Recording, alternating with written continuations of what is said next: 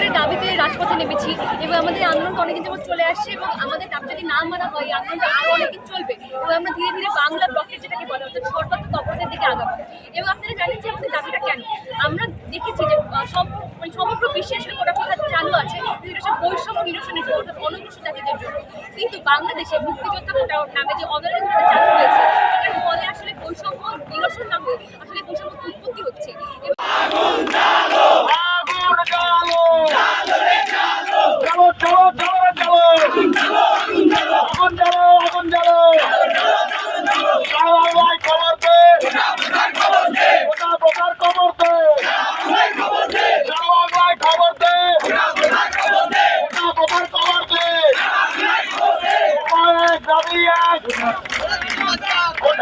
Come back!